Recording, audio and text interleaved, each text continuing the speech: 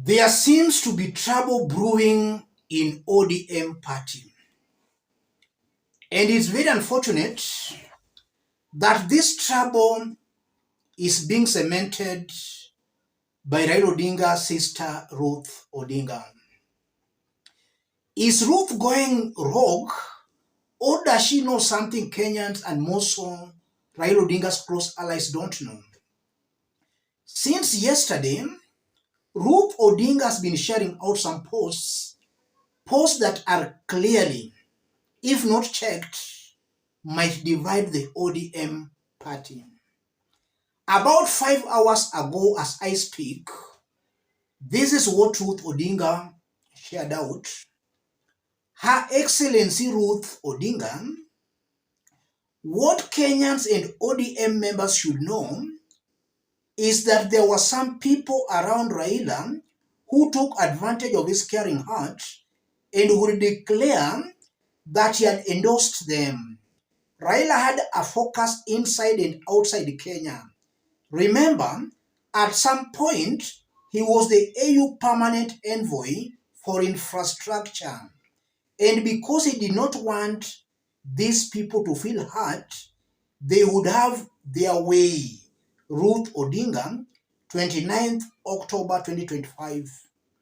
The remarks were quoted yesterday, but Ruth Odinga has shared them out about 5 hours ago as I speak. Ruth is trying to accuse some people who are close to Raila Odinga. And she's trying to imply that Raila Odinga used to endorse very unpopular candidates.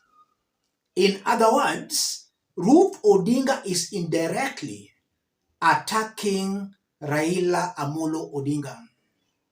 All along we knew Raila Odinga as a Democrat. Ruth here is trying to insinuate the otherwise, that Raila Odinga used to impose unpopular candidates. In Kiswahili we say, nyani haoni kundule. Look at Ruth Odinga.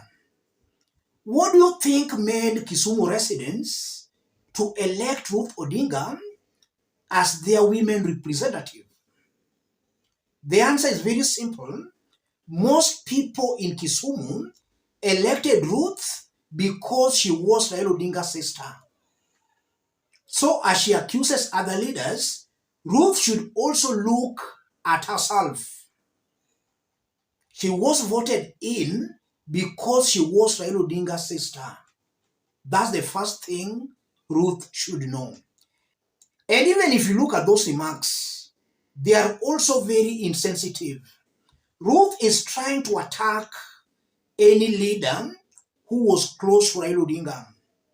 And some of the leaders she might be attacking are leaders such as Wanga, Junet, and some of these leaders we saw coming very strongly to defend Raila Amolo Odinga. And by attacking those leaders, if Ruth Odinga is not very careful, she might just end up splitting the party in the middle. Ruth should learn to keep her mouth shut. Some of these things, she should not come out in the public to start spewing them. This is not helping the party. She's just dividing the party. If you start attacking people who are close to Raila Odinga, how will the party survive? Because these people were close to Raila Odinga and they knew the secrets of the ODM party. If you start fighting them, you are indeed splitting the party.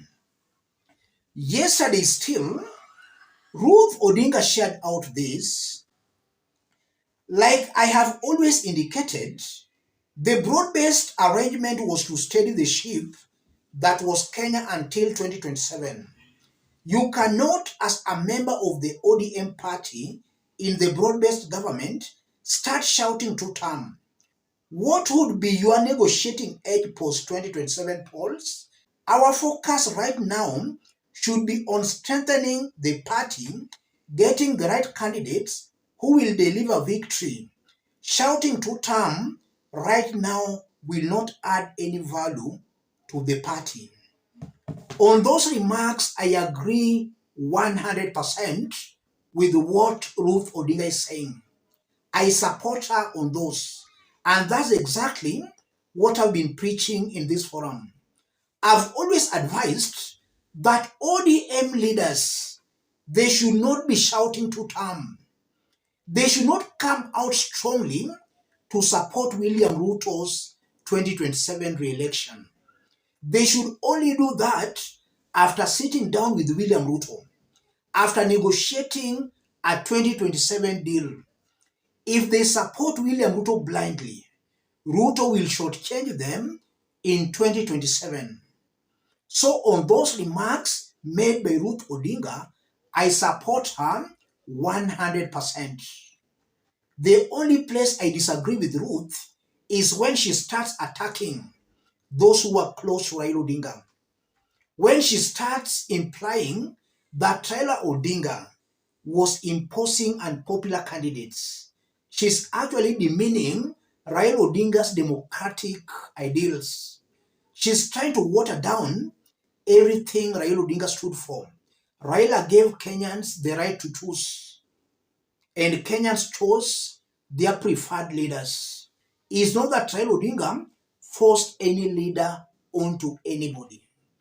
And also by Ruth trying to insinuating that Raila Odinga imposed these people and they had their way, Ruth is also belittling the intelligence of Raila Odinga supporters.